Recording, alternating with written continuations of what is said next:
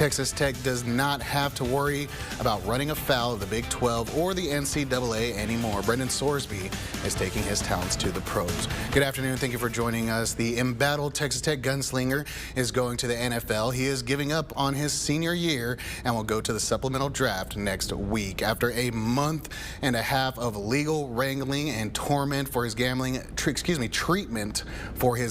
addiction, Sorsby is leaving Texas Tech just 24 hours ago. We first told you about the Big 12's new lawsuit aimed at allowing it to sanction Texas Tech for planning to play him. The conference claims it had a constitutional right to prevent it. Texas Tech leaders insist it did nothing wrong in supporting its player. The Big 12, though, points at Sorsby's repeat violations of its gambling policies as a reason to either declare him ineligible or face restrictions from the conference. The Big 12 claims it is an integrity issue and claims that it and the sports world in general have cracked down on gambling in the past, from point shaving schemes to insider betting. It asked a federal court to allow it to follow its own bylaws and issue penalties if Sorsby played. The lawsuit's future is moot when he leaves the program. In a message to Texas Tech last night, University President Lawrence Skovanec said the university's position did not change. Skovanec said it supported Sorsby in spite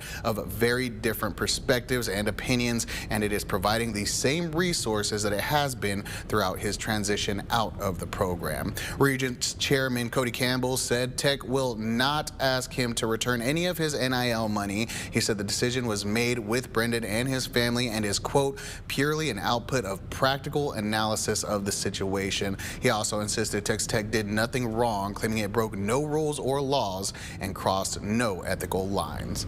Some NFL insiders consider Sorsby a top talent heading into his rookie year. They project a first-round pick for him at the end of the month. Sorsby has to declare by the 22nd. The draft generally goes through July.